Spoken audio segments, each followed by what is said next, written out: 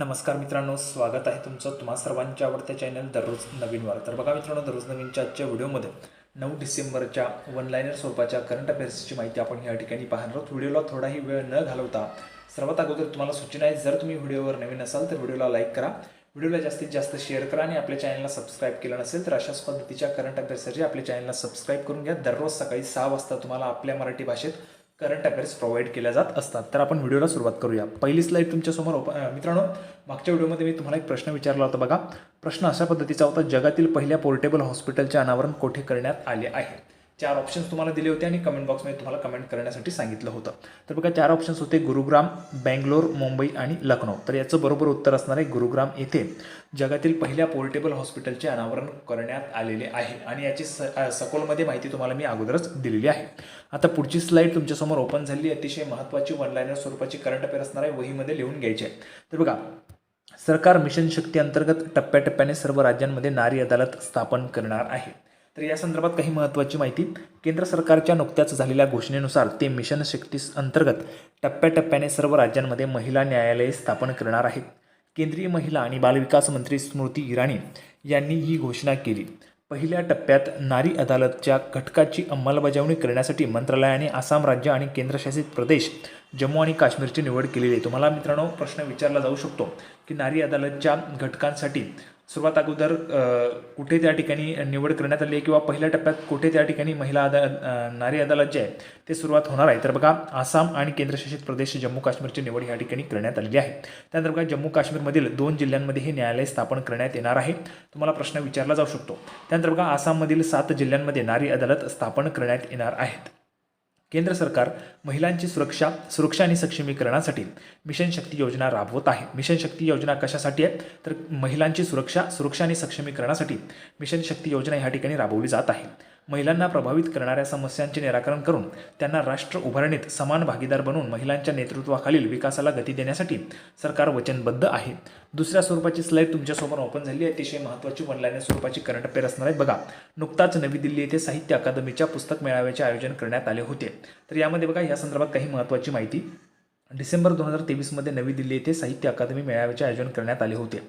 केंद्रीय सांस्कृतिक आणि कायदा मंत्री अर्जुन राम मेघवाल यांच्या हस्ते या मेळाव्याचे उद्घाटन करण्यात आले.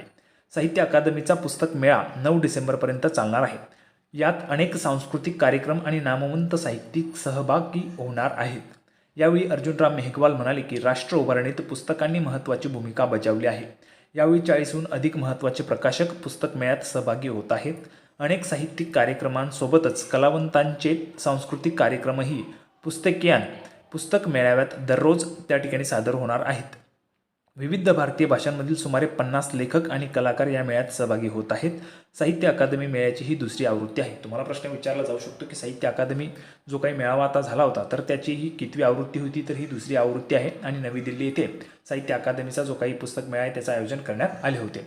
तिसरी स्लाईड तुमच्यासमोर ओपन झाली आहे. अतिशय महत्त्वाचे वन लाईनर स्वरूपाची करंट अफेअर असणार आहे, लिहून घ्यायचे. बघा, नुकतेच फिरोजाबाद महापालिकेने त्याचे नाव बदलून चंद्रनगर करण्याचा प्रस्ताव मंजूर केला आहे. तुम्हाला प्रश्न विचारला जाईल, कोणत्या महापालिकेने त्या ठिकाणी नाव बदलून चंद्रनगर करण्याचा त्या ठिकाणी प्रस्ताव मंजूर केला आहे, तर फिरोजाबाद. तर बघा, संपूर्ण माहिती त्या संदर्भात. फिरोजाबाद हा उत्तर प्रदेशातील जिल्हा आहे. तर बघा, फिरोजाबाद हा उत्तर प्रदेशातील जिल्हा आहे. इटावा आणि मैनपुरी जिल्ह्याच्या सीमेवर आहे. नुकतेच फिरोजाबादचे नाव बदलून चंद्रनगर करण्याचा प्रस्ताव मंजूर झाला आहे. महापालिकेने ही मान्यता दिली. आता हा प्रस्ताव राज्य सरकारकडे पाठवण्यात आला आहे. इसवी सन 1566 मध्ये फिरोजाबाद येथे राजा चंद्रसेनचे राज्य होते. त्याच्या नावावरून या जागेला चंद्रनगर असे म्हणतात. मुघल राजवटीपूर्वी फिरोजाबाद हे राजा चंद्रसेनचे राज्य होते. अकबराच्या काळात दरोडेखोरांची दहशत संपवण्यासाठी फिरोज शाहला येथे पाठवण्यात आले होते. नंतर या जिल्ह्याचे नाव फिरोज शाहच्या नावावरून फिरोजाबाद झालेले आहे. आता पुढची स्लाईड तुमच्यासमोर ओपन झाली आहे. अतिशय महत्त्वाचे वन लाईनर स्वरूपाची करंट अफेअर असणार आहे, लिहून घ्यायचे. बघा, ज्युनियर वर्ल्ड बॉक्सिंग चॅम्पियनशिपमध्ये भारताने 17 पदके जिंकलेली आहेत. ठीक आहे. तर बघा, हे तुम्हाला विचारलं जाऊ शकतं. तर junior world boxing championship December 2023 मध्ये एरेवन अर्मेनिया येथे आयोजित करण्यात आली होती. तुम्हाला हा सुद्धा प्रश्न विचारला जाऊ शकतो की ज्युनियर वर्ल्ड बॉक्सिंग चॅम्पियनशिप जी आहे ती कुठे आयोजित करण्यात आली होती, तर बघा, एरेवन अर्मेनिया येथे आयोजित करण्यात आली होती. या चॅम्पियनशिपमध्ये भारताने एकूण किती पदके जिंकली असा प्रश्न तुम्हाला विचारला जाईल, तर 17 पदके एकूण या ठिकाणी भारताने जिंकलेली आहेत. त्यानंतर बघा, या 17 पदकांमध्ये 3 सुवर्ण पदके आहेत, 9 रौप्य आहेत आणि 5 कांस्य पदकांचा समावेश आहे. पायल, निशा आणि आकांक्षा या भारतीय बॉक्सर्सने सुवर्णपदक पटकावलेले आहेत. तर बघा, तीनही व्यक्तींची नावं लक्षात असू द्यायचे. सुवर्णपदक पटकावणाऱ्या व्यक्ती पायल, निशा आणि आकांक्षा या भारतीय बॉक्सर्सने सुवर्णपदक पटकावलेले आहे. इंटरनॅशनल बॉक्सिंग असोसिएशन म्हणजेच IBA द्वारे या स्पर्धेचे आयोजन करण्यात आले होते. आंतरराष्ट्रीय बॉक्सिंग असोसिएशनची जी काही स्थापना आहे ती 1946 मध्ये झाली आहे. तुम्हाला हा सुद्धा प्रश्न विचारला जाऊ शकतो की IBA म्हणजेच इंटरनॅशनल बॉक्सिंग असोसिएशनची जी काही स्थापना आहे ती कधी झाली, तर 1946 मध्ये झालेली आहे. आणि त्याचे मुख्यालय कुठे आहे, तर स्वित्झर्लंडमधील लॉसने येथे ते मुख्यालय त्या ठिकाणी असणार आहे IBAचे. ठीक आहे, पुढची स्लाईड तुमच्यासमोर ओपन झाली आहे, अतिशय महत्त्वाची. ही सुद्धा वन लाईनर करंट अफेअर असणार आहे, लिहून घ्यायचे. बघा, बेंगळुरू येथे पुरुष क्लब व्हॉलीबॉल जागतिक स्पर्धेचे आयोजन करण्यात आले आहे. यामध्ये बघा, डिसेंबर 2023 मध्ये बेंगळुरू येथे men's club volleyball world championship आयोजित केली जात आहे. हे फेडरेशन इंटरनॅशनल डी व्हॉलीबॉलद्वारे आयोजित केले जात आहे. ही मेन्स क्लब व्हॉलीबॉल वर्ल्ड चॅम्पियनशिपची 18वी आवृत्ती आहे. हे सुद्धा तुम्हाला विचारलं जाऊ शकतं, लक्षात असू द्यायचे. ही 18वी आवृत्ती आहे. ही चॅम्पियनशिप भारतात प्रथमच आयोजित केली जात आहे. तर हा सुद्धा प्रश्न अतिशय महत्त्वाचा, इम्पॉर्टंट आहे, तुम्हाला परीक्षेला विचारला जाऊ शकतो. बघा, बेंगळुरू येथे पुरुष क्लब व्हॉलीबॉल जागतिक स्पर्धेचे आयोजन करण्यात आलेले आहे. तर बघा, या ठिकाणी तुम्हाला प्रश्न असा विचारला जाऊ शकतो की पुरुष क्लब नुकतंच भारतात पहिल्यांदा प्रथमच आयोजित केली जात असलेली स्पर्धा कोणती आहे, तर बघा, पुरुष क्लब व्हॉलीबॉल जागतिक स्पर्धा जी आहे त्याचे भारतात प्रथमच त्या ठिकाणी आयोजन केले जात आहे. या चॅम्पियनशिपमध्ये एकूण 6 संघ सहभागी होत आहे. हा सुद्धा तुम्हाला प्रश्न विचारला जाऊ शकतो की पुरुष क्लब व्हॉलीबॉल जी काही स्पर्धा होती त्यामध्ये किती संघांनी सहभाग घेतला होता, तर 6 संघांनी सहभाग घेतला होता. आता हे 6 संघांची नावं बघा, भारत, ब्राझील, इटली, तुर्की आणि जपान हे 5च या ठिकाणी नावं तुम्हाला पाहायला मिळतील. परंतु बघा, पुढे तुम्हाला पाहायला मिळणार की ब्राझीलचे 2 संघ यामध्ये सहभागी होत आहेत. असे एकूण मिळून 6 संघ या ठिकाणी सहभाग घेणार आहेत. त्यानंतर बघा, या स्पर्धेत भारताकडून अहमदाबाद डिफेंडर्स सहभागी होत आहे. हा सुद्धा तुम्हाला प्रश्न विचारला जाईल की पुरुष क्लब व्हॉलीबॉल जागतिक स्पर्धेमध्ये भारताकडनं कोणी त्या ठिकाणी सहभाग घेतला, तर अहमदाबाद डिफेंडर्सने या ठिकाणी सहभाग घेतलेला आहे. 2022च्या या स्पर्धेचे विजेतेपद इटलीने जिंकले आहे. ही जी काही स्पर्धा होती 2022 मध्ये झाली, तर त्याचे विजेतेपद इटलीने या ठिकाणी जिंकलेले आहे. त्यानंतर बघा, पुढची स्लाईड अतिशय महत्त्वाची आहे. हा सुद्धा वन लाईनर स्वरूपाची करंट अफेअर असणार आहे, लिहून घ्यायचे आहे. बघा, नुकताच कोलकाता येथे बांगलादेश पुस्तक मेळा सुरू झाला. यामध्ये या संदर्भात काही महत्त्वाची माहिती. बांगलादेश पुस्तक मेळा डिसेंबर 2023 मध्ये कोलकाता येथे सुरू झाला. बांगलादेश पुस्तक मेळ्याची ही 11वी आवृत्ती आहे. बघा, ही कितवी आवृत्ती आहे, तर 11वी आवृत्ती ही असणार आहे. बांगलादेश उच्चायुक्तालयाचे उप उच्चायुक्त अंदलीब इलियास यांनी या मेळाव्याचे उद्घाटन केले. यंदा या ग्रंथोत्सवात 65 प्रकाशक सहभागी होत आहेत. हा पुस्तक मेळा प्रकाशकांना बांगलादेशी साहित्यात रस असणाऱ्यांपर्यंत पोहोचण्यास मदत करेल. कोलकाता आंतरराष्ट्रीय पुस्तक मेळ्यात सहभागी होण्याची संधी अनेक प्रकाशकांना मिळत नाही. त्यामुळे या मेळ्याचे आयोजन महत्त्वाचे आहे. हा ग्रंथमेळा 13 डिसेंबरपर्यंत चालणार आहे. बघा, हा सुद्धा महत्त्वाचा आहे. 11वी ही आवृत्ती होती. कुठे याचं आयोजन झालेलं आहे, तर कोलकाता ह्या ठिकाणी याचं आयोजन झालेलं आहे. आणि बांगलादेश उच्चायुक्तालयाचे उप उच्चायुक्त अंदलीब इलियास यांनी या मेळाव्याचे उद्घाटन केलेले आहे. त्यानंतर बघा, पुढची स्लाईड तुमच्यासमोर ओपन झाली आहे. ही सुद्धा अत्यंत महत्त्वाची, लिहून घ्यायची आहे. वन लाईनर स्वरूपाची करंट अफेअर्स आहे. बघा, अलीकडेच मुंबईत all living things environmental film फेस्टिवलचे आयोजन करण्यात आले होते. या संदर्भात काही महत्त्वाची माहिती. All living things environmental film festival 1 ते 10 डिसेंबर दरम्यान आयोजित करण्यात आला आहे. हा महोत्सव मुंबईत आयोजित करण्यात आला आहे. तर बघा, मुंबईत या ठिकाणी जर आपण पाहिलं तर बघा, all living things environmental film फेस्टिवलचे आयोजन कोठे करण्यात आले होते असा तुम्हाला प्रश्न विचारला जाईल, तर मुंबईत त्याचं आयोजन करण्यात आले होते. All living things environmental film फेस्टिवलची ही 4थी आवृत्ती आहे. हा सुद्धा तुम्हाला प्रश्न विचारला जाऊ शकतो की ही कितवी आवृत्ती होती, तर ही 4थी आवृत्ती असणार आहे. या महोत्सवात डीप रायझिंग या चित्रपटाला सर्वोत्कृष्ट आंतरराष्ट्रीय वैशिष्ट्यांचा सर्वोच्च सन्मान देण्यात आला. कोणत्या चित्रपटाला सर्वोत्कृष्ट आंतरराष्ट्रीय वैशिष्ट्यांचा सर्वोच्च सन्मान देण्यात आला, तर बघा, डीप रायझिंग या चित्रपटाला. पर्यावरणाप्रती असलेल्या बांधिलकीबद्दल या चित्रपटाला हा सन्मान देण्यात आला आहे. या चित्रपटाची निर्मिती जेसन मोमोआ आणि मॅथ्यू रिट्स यांनी केली आहे. हा सुद्धा तुम्हाला प्रश्न विचारला जाऊ शकतो. मोमोआची पर्यावरणाप्रती असलेली बांधिलकी या सशक्त चित्रपटात प्रतिध्वनित होते. त्यानंतर बघा, पुढची स्लाईड तुमच्यासमोर ओपन झाली आहे. वन लाईनर स्वरूपाची करंट अफेअर असणार आहे, त्याचे महत्त्वाचे, लिहून घ्यायचे. बघा, नुकतेच राज्यसभेने पोस्ट ऑफिस बिल 2023 मंजूर केलेले आहे. या संदर्भात काही महत्त्वाची माहिती. पोस्ट ऑफिस बिल 2023 डिसेंबर 2023 मध्ये राज्यसभेने मंजूर केले आहे. हे भारतीय पोस्ट ऑफिस कायदा 1998ची जागा घेईल. हा सुद्धा तुम्हाला प्रश्न विचारला जाईल की नुकतंच जे काही राज्यसभेने मंजूर केलेले बिल आहे तर त्या बिल कोणत्या कायद्याची त्या ठिकाणी जागा घेणार आहे? तर बघा पोस्ट ऑफिस कायदा 1998ची ती जागा घेणार आहे. लोकसभेने हे विधेयक आधीच मंजूर केले आहे. ही विधेयके सर्व कालबाह्य कायदे आणि स्वातंत्र्यपूर्व कायदे रद्द करण्याच्या केंद्राच्या योजनेचा भाग आहे. पोस्ट ऑफिस विधेयक केंद्र सरकारच्या अधिकाऱ्यांना कोणतीही वस्तू थांबवू, जप्त करू किंवा ताब्यात घेऊ आणि सीमाशुल्क प्राधिकरणाकडे वितरित करू शकेल.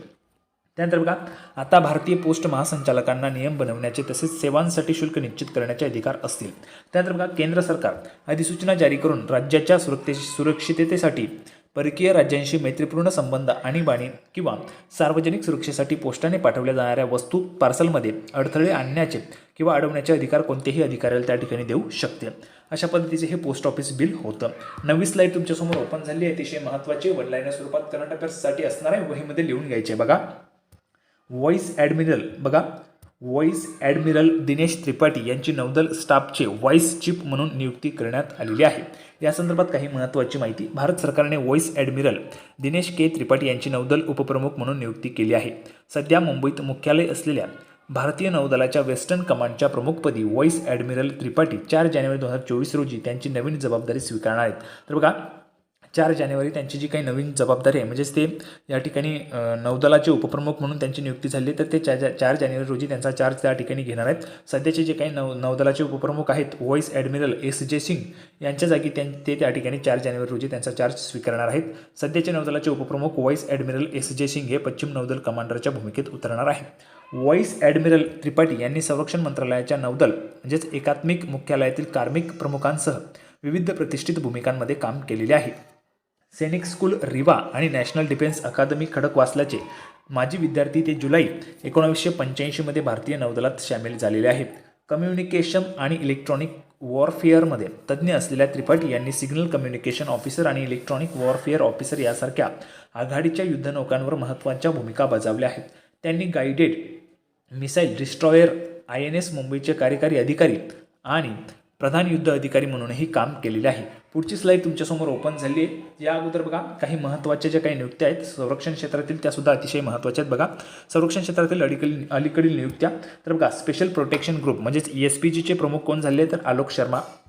ईस्टर्न फ्लीटचे कमांड कोणाकडे आलेले? तर रिअर ॲडमिरल राजेश धनकर यांची या ठिकाणी नियुक्ती झाली आहे. त्यानंतर बघा, नौदल उपप्रमुख म्हणून कोणाची नियुक्ती झाली आहे? तर व्हाईस ॲडमिरल तरुण सोबती संजय महेंद्रच्या जागी त्यांची नियुक्ती त्या ठिकाणी झालेली आहे. नौदल उपप्रमुख व्हाईस ॲडमिरल तरुण सोबती यांची. त्यानंतर बघा, अंमलबजावणी संचालनालयाचे म्हणजेच EDचे अंतरिम संचालक म्हणून कोणाची नियुक्ती झाली आहे? तर राहुल नवीन संजय कुमार मिश्रा यांची जागी त्यांची नियुक्ती या ठिकाणी झालेली आहे. त्यानंतर बघा, रेल्वे प्रोटेक्शन फोर्सचे DG म्हणून मनोज यादव यांची या ठिकाणी नियुक्ती झाली आहे संजय चंद्रनच्या जागी. तर अशा पद्धतीने आपण या ठिकाणी माहिती पाहिली. आता 10वी स्लाईड तुमच्यासमोर ओपन झाली आहे. अतिशय महत्त्वाची ही सुद्धा ऑनलाईनर स्वरूपाची करंट अफेअर असणारे लिहून घ्यायची आहे. बघा, अक्षता कृष्णमूर्ती मार्स रोव्हर चालवणारी पहिली भारतीय ठरली. तर बघा, या संदर्भात काही महत्त्वाची माहिती. अक्षता कृष्णमूर्ती ही एक भारतीय महिला आहे जिने इतिहास रचला, कारण ती युनायटेड स्टेट्समधील national aeronautics and space administration म्हणजेच नासासोबत मार्स रोव्हर चालवणारी पहिली व्यक्ती बनली. अक्षता MIT म्हणजेच मॅसेच्युसेट्स इन्स्टिट्यूट ऑफ टेक्नॉलॉजीमधून PhD धारक आहे. पूर्णवेळ संधीसाठी नासामध्ये सामील झालेल्या मोजक्या भारतीयांपैकी ती आहे. 13 वर्षापूर्वी अक्षताचा प्रवास सुरू झाला, जेव्हा ती नासामध्ये काम करण्याचे आणि पृथ्वी आणि मंगळावर विज्ञान आणि रोबोटिक ऑपरेशन्सचे नेतृत्व करण्याचे स्वप्न घेऊन अमेरिकेत आली. तथापि ती विजावर परदेशी नागरिक असल्याने तिला अवास्तव ध्येय ठेवण्यापासून परावृत्त केले गेले. लोकांनी तिला वेगळं प्लॅन करा किंवा तिचे फील्ड पूर्णपणे बदलायला सांगितलं. मात्र अक्षताने त्या कमेंट्स ब्लॉक केल्या आणि ध्येय गाठेपर्यंत धीर धरला. अशा पद्धतीने आजच्या आपण टॉप या ठिकाणी 10 वन लाईनर स्वरूपाच्या करंट अफेअर्स पाहिलेले. आता तुमच्यासाठी एक महत्त्वाचा प्रश्न बघा, युनेस्कोची स्थापना कधी झाली? हा अतिशय महत्त्वाचा प्रश्न. लेटेस्टमध्येच हा प्रश्न त्या ठिकाणी ट्रेंड होतोय, त्यामुळे तुम्हाला हा प्रश्न विचारण्यात आला आहे. 4 ऑप्शन्स तुम्हाला पाहायला मिळते. युनेस्कोची स्थापना कधी झाली? 4 ऑप्शन्स. पहिला ऑप्शन आहे 26 नोव्हेंबर 1950. दुसरा ऑप्शन आहे 14 ऑक्टोबर 1950. तिसरा ऑप्शन आहे 16 नोव्हेंबर 1945 आणि चौथा ऑप्शन असणार आहे 15 डिसेंबर 1948. तर बघा, ज्या ज्या विद्यार्थ्यांनी या प्रश्नाचं उत्तर येत असेल त्यांनी कमेंट बॉक्समध्ये सांगायचे. त्याचबरोबर तुम्हाला येत नसेल तरी सुद्धा तुम्ही ट्राय करायचं आहे. प्रयत्न केला तरच मित्रांनो तुम्हाला याचे जे काही उत्तर आहे ते त्या ठिकाणी येत असणार आहे. तर अशा पद्धतीच्या करंट अफेअर्स संदर्भात आपण पुन्हा एकदा पुढील व्हिडिओमध्ये भेटणार आहोत. हा व्हिडिओ तुम्हाला आवडला असेल तर लाईक करा, चॅनलला सुद्धा सबस्क्राईब करा. आपण पुन्हा एकदा भेटणार आहोत पुढच्या व्हिडिओमध्ये अशाच पद्धतीची एक महत्त्वाची माहिती घेऊन. तोपर्यंत धन्यवाद.